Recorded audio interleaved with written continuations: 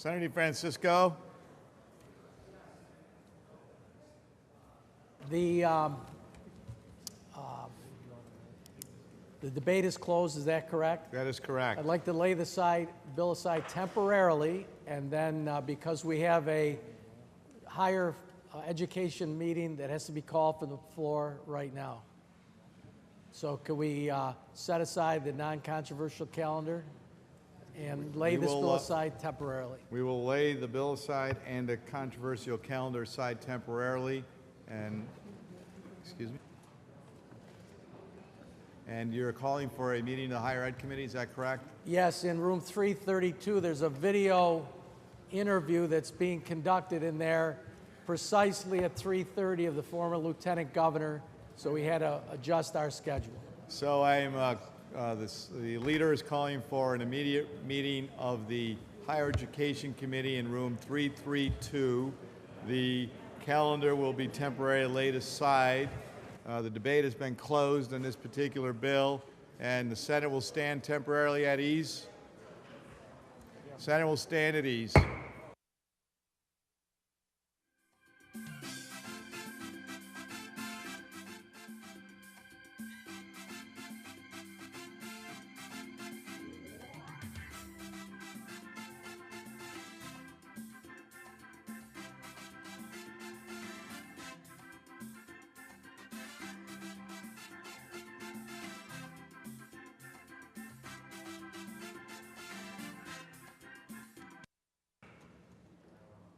Senator DeFrancisco. Yes, I'd like to call an immediate meeting of the Finance Committee in room 332. There will be an immediate meeting of the Finance Committee in room 332. Thank you. The Senate will stand at ease. At ease, thank you. You know,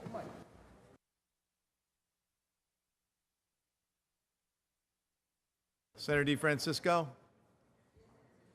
report of the Finance Committee at the desk. There is a report of the Finance Committee at the desk, and the Senate will return. Come to order.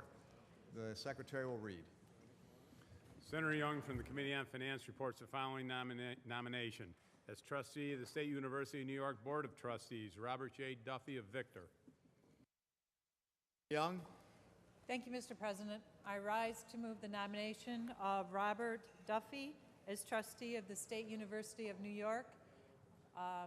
Governor Duffy is very well known to this chamber, as we all know. He served with distinction as New York's Lieutenant Governor from 2011 to 2014. He hails from Rochester, New York, and he presently is serving as head of the Greater Rochester Chamber of Commerce and also the Rochester Business Alliance, where he's doing a great job in working to grow the economy and grow more jobs in New York State. He has an extensive background in economic development and the business arena, and as we know, our SUNY campuses are economic engines in New York, not only providing jobs, but also giving people the excellent education that they need to go out and thrive and have careers. So that's a perfect match. His serving and traveling the entire state as Lieutenant Governor makes him exceptionally qualified to serve as a SUNY trustee. We just had him via video conference in the Finance Committee meeting, and he again demonstrated his very in-depth knowledge of New York State, the SUNY campuses, and he brings a breadth of experience that will help launch SUNY into an exciting new era, including programs like the Regional Economic Development Council, Startup New York, and the Mandate Relief Council, and his commitment to public service. And I think this is extraordinarily important, but his commitment to public service has been recognized through multiple awards and honors, and he has served his community in this great state with great honor and distinction. So I'm extraordinarily happy to forward his nomination, and so I move the nomination, Mr. President. Congratulations to him. The question is on the nomination of Robert J. Duffy as a trustee of the State University of New York Board of Trustees. All in favor say aye. Opposed? Robert J. Duffy has been confirmed as a trustee of the State University of New York Board of Trustees. Secretary will continue. As member of the Metropolitan Transportation Authority, David R. Jones of New York. Senator Young.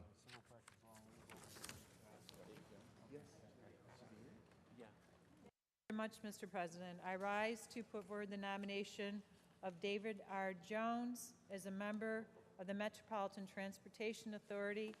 Mr. Jones just met with the Senate Finance Committee, and he has a background as an administrator and attorney. He's a member of New York State and federal bars, and he does have an extensive history. He actually was a Senate intern to the late United States Senator Robert F. Kennedy in 1967. He has served as the law clerk to Federal District Judge Constant Baker Motley from 1974 to 75. And he has other experiences, such as special advisor to the mayor of the city of New York, City Hall, and from 1979 to 1983. So he worked for Mayor Koch. I believe that he's someone who will be diligent and will be committed. So it is a pleasure to put forward his nomination. Senator Krueger. Thank you. I rise to second the nomination of David Jones to be a member of the MTA board. Senator Young's details about David Jones actually stopped in 1983. He certainly didn't stop in 1983. And for 30 years, I believe I heard him say, he has been the head of the Community Service Society, I think one of the preeminent think tank policy organization on issues for low-income New Yorkers, on poverty issues, on urban planning, and he is an ideal nominee to represent interests of millions of people on the MTA board, and I applaud Mayor de Blasio for recommending him, nominating him to this board. I know that he will work very hard and make us all very proud, so congratulations. Senator Hoylman. Mr. President, I rise also to second the nomination and concur with my colleagues. You know, David Jones is one of those kind of civic leaders in New York City who is legendary to policymakers, to elected officials, to business leaders. People value his opinion, his breadth of experience, his understanding of New York City at a granular level, and his compassion for New York City's immigrants, for New York City's citizens who are most in need, and for New York City's future. His and the Community Service Society studies on issues ranging from tenants to healthcare to public education have really been a blueprint for so many of us in this chamber and in New York City on how to seek out a better future for everyone. So I'm so pleased that we'll be having him at the MTA, and we'll continue to look to him for his advice on how to proceed with that very complicated agency, which has great needs in its capital plan. Thank you, Mr. President. Senator Espaillat. Thank you, Mr. President. Indeed, Mr. Jones is a legendary activist and policymaker, one that we always turn to through the Community Service Society, where he produces reports that really shed light on many of the issues affecting the poor, the working class, the middle class across the city and the state. And I'm sure that on a daily basis, his data, his stats that he produces at the Community Service Societies are cited by some representative, either in the Assembly or in the Senate, to shed light on the issues that we must all work with. He is a city nominee coming from the city of New York to the MTA. I must say that the city is doing far better than the state in nominating and considering diversity. Again, let me bring light to this study. Wanted a seat at the table, which tells us that we looked at 40 authorities out of 700 and show a dismal representation of people like Mr. Jones. And so I stand again to bring light to this problem that we must all address. Unfortunately, we do this every year, pretty much at the end of session, and it becomes very difficult to wrestle with it. Many times, even colleagues across the aisle have said that they get their resumes within hours before they actually review them and prepare to ask questions of these nominees. So this process is broken. It must be fixed. And I'm sure that Mr. Jones himself and the Community Service Society, if they get the time to take a look at this appointment process, will be equally as critical as I've been tonight of this entire process, Mr. President. I unfortunately will be voting no. The question is on the appointment of David R. Jones as a member of the Metropolitan Transportation Authority. All in favor signify by saying aye. Opposed? David R. Jones is hereby confirmed as a member of the Metropolitan Transportation Authority. Congratulations, Mr. Jones, and best wishes.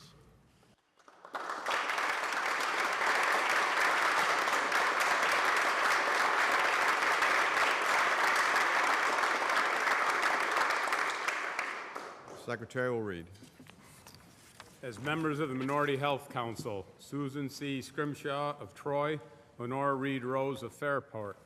As members of the Public Health and Health Planning Council, John Ruggie, M.D. of Queensbury, Anderson Torres, Ph.D. of the Bronx, Harvey Lawrence of Brooklyn, Kevin D. Watkins, M.D. of Olean. As member of the State Camp Safety Advisory Council, Douglas W. Pierce of Roslyn. Member of the Behavioral Health Sciences Advisory Council, Glenn A. Martin, Grant of Forest Hills, and Grant Mitchell of Terrytown. Member of the State Fire Prevention and Building Code Council, Patrick Dolan, Jr. of Masbeth. Member of the State Board of Historic Preservation, Paul M. Stewart of Albany. Member of the Buffalo and Fort Erie Public Bridge Authority, Kenneth A. Manning of Williamsville. Director of the Great Lakes Protection Fund, Jill Spiziak Jedlicka of Lancaster. Members of the Metropolitan Transportation Authority, James E. Vitelio of Statsburg, Neil J. Zuckerman of Garrison, John J. Malloy of Wautaw, Andrew M. Saul of Katona, Carl V. Wartendike of Upper Nyack, John Samuelson of Brooklyn, Peter Ward of Staten Island. As member of the Genesee State Park Recreation Historic Preservation Commission, Martin R. Mescal of Geneseo, and member of the Veterans Affairs Commission, John F. Paddock, Jr. of Skinny Atlas. Thank you, Mr. President. I rise to move the nomination. I do want to point out, however, that this is a lengthy list of distinguished New Yorkers, but I would like to single out two of them. One is Kevin Darnell Watkins, MD, MPH. As a member of the Public Health and Health Planning Council, Dr. Watkins serves very well as the Cattaraugus County Director of Public Health, and I know he'll do a phenomenal job on the Health Planning Council. And also, as a member of the Genesee State Park Recreation and Historic Preservation Commission, Martin R. Miskell, and he hails from Livingston County. I've personally known him a long time. His family has been involved with Letchworth State Park for many, many years, and he is carrying on that family tradition. So, again, I'd like to move the nomination of all these individuals. Question is on the nomination on the names that have been read for the positions that have been identified. All in favor signify by saying aye. Opposed? The New York State Senate hereby confirms those names and positions that were listed. Senator DeFrancisco. Well, we'd like to go back to the calendar number 56A, 1979, but don't call it up yet. Just at ease for a moment. We're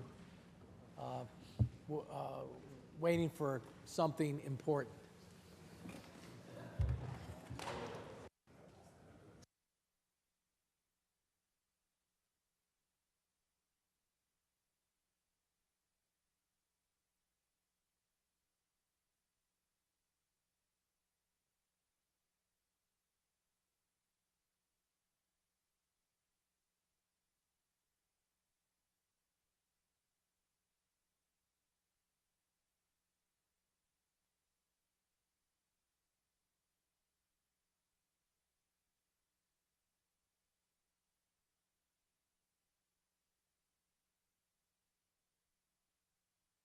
As we are returning to the controversial calendar, we'll instruct the secretary to ring the bell.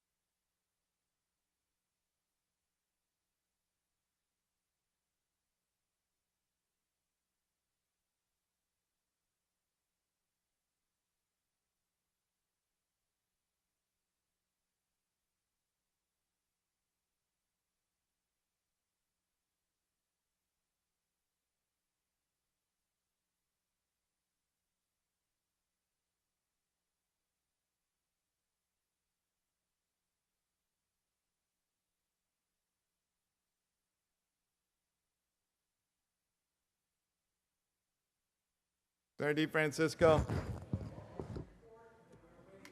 Is now been taken care of.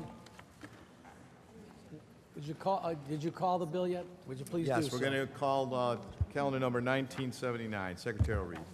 Calendar number 1979 by Senator DeFrancisco, Senate Print 8002, enactment of civil practice law and rules. Senator Panapinto.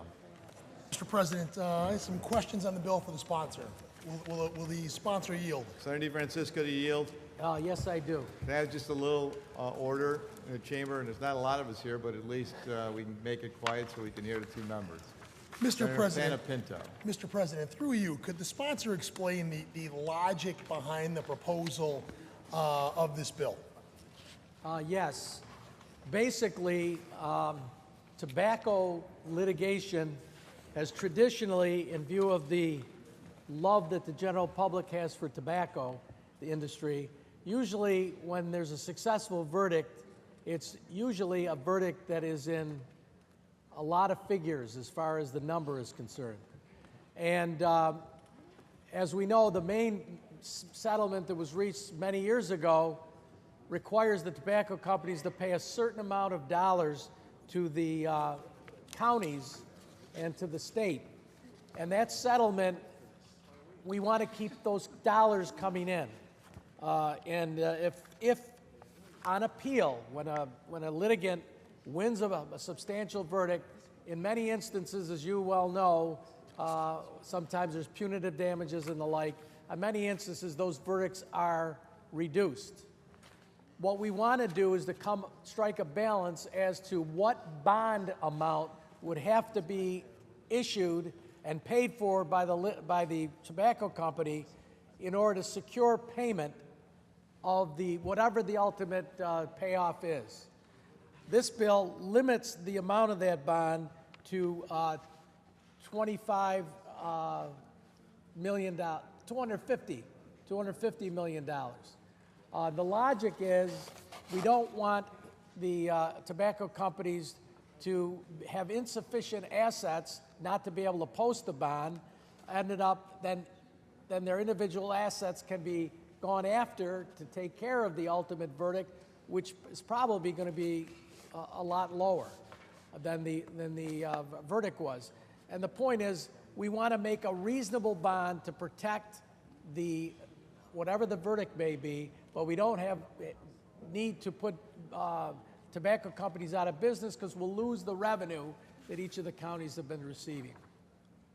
So, through you, Mr. President, so it seems like you want to apply this prospectively towards future tobacco litigation and future settlements. Absolutely. Will it apply to the tobacco, I'm sorry, through you, Mr. President, will it apply to the master tobacco settlement agreement also, though? No, it has nothing to do with that. This is a limit on the bond that the court can order to secure the ultimate. You have to post bond when you appeal.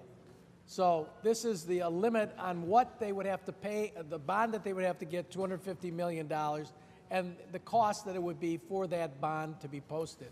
Through you, Mr. President, so right now, New York State gets $755 million a year that is dispersed to the various counties through the Tobacco Master Settlement Agreement, and the tobacco companies do not have to post any bond for that. They have to have that cash on hand.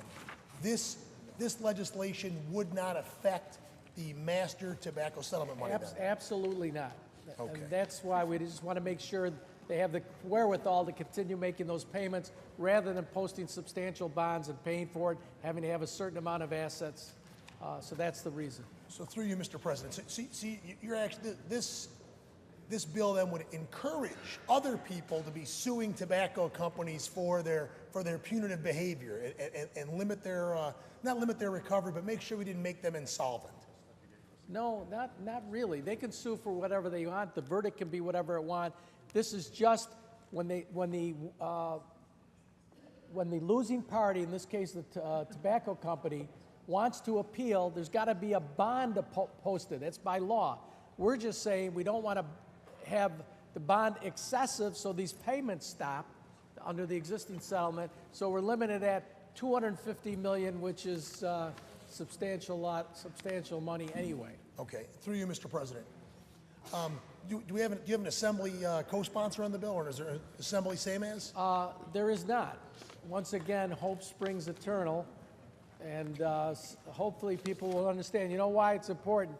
I've got so many groups supporting not only the governments, the county governments, the New York Association of Counties, et cetera, AFL-CIO, CSEA, Police Conference, AFSCME, New York State Professional Firefighters, Uniformed Fire. So the people who are benefiting it, the localities, and those that work for those localities are just as interested in making sure that the money keeps coming in. But there's been a disagreement on the amount of the bond, and that's where we never seem to get a same as in the Assembly. So if I understand correctly, this is really just to then provide some security for the money that is now flowing to the states and the counties to make sure that no other verdicts bankrupt the tobacco companies. That's basically it. But and they're saving the fact that they have to post a substantial amount of money. For example, they still are required under this to post up to 30% cash and 250 million bond. So 30% of the $1 billion is some real money. And so this would still protect that particular litigant without making it excessive so the existing settlements don't get impaired. Through you, Mr. President, is it only limited to tobacco companies, or does it apply to other pharmaceutical companies, medical supply companies, and doctors groups of that nature? No, this only applies to the tobacco product stay of enforcement for tobacco product master settlement agreements, participating, et cetera, et cetera. It's only dealing with tobacco. So through you, Mr. President, so you know, Ford Motor. It's any litigation, civil litigation against those parties that are part of the tobacco settlement. If this, say, a new company hasn't settled anything, and as a result, they get a huge verdict, the judge should require whatever bond they want. It's just when these people who are part of the settlement that's existing, that is making these payments, they're getting this protection. No fact if there was a mass tort against a automobile manufacturer or a medical device manufacturer. No. Okay. On the bill, Mr. President. I appreciate Senator DeFrancisco's clarification on the bill that it's really about protecting those settlement monies that are coming in at $755 million a year. And I appreciate it. I have a much better understanding of it now after speaking with him about it. I still think it is, not the right thing to do to try and protect a litigant like Big Tobacco, because for 50 years they denied that they were responsible. They lied about responsibility, and it took 50 years of litigation across the country to hold them responsible. So while there are streams of income that come from them now, it's to the tune of $755 million a year, I don't think they should get a special benefit just because we finally held them responsible after 50 years of litigation. So I'll be voting in the negative on this bill, Mr. President. Thank you. Senator Kruger. Mr. President, I listened to the debate. I'm going to end up in the same place as Senator Panapinto, but I just want to highlight again my understanding. Yes, the state of New York draws down significant revenue each year from the master settlement that I think took place perhaps in 1999. Each year we receive money. There have been no cases in New York State that would risk bankrupting the tobacco industry since that time. This law would make an exception for only Big Tobacco, not having to provide bonds against the threat of a decision against them, which I fear actually then disadvantages the plaintiffs who would be bringing those cases. Now, of course, the cases in tobacco situations, the cases against big tobacco involve people losing their lives. And when people sue, once they die, not such a good case. So dragging out the case and the appeals increases the chances that the companies don't ever have to pay, or they have to pay far less. And by changing the law, again, in theory to protect us, although we haven't needed that protection now for almost 20 years, the changing of the law to protect us would really be advantaging big tobacco's ability to drag out cases against itself and do potential harm to individual or groups of plaintiffs. So yes, I want New York State to be whole, so to speak, in the money we get from the master settlement, but I don't want New York State policy to disadvantage people now in real life who have been harmed and are suing in our courts for their right to fair settlement.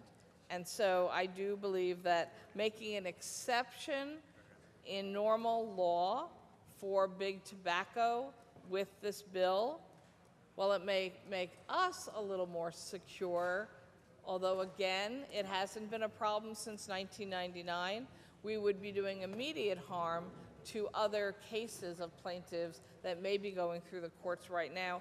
I don't see a reason that we should be doing a harm to others. So I vote no, Mr. President.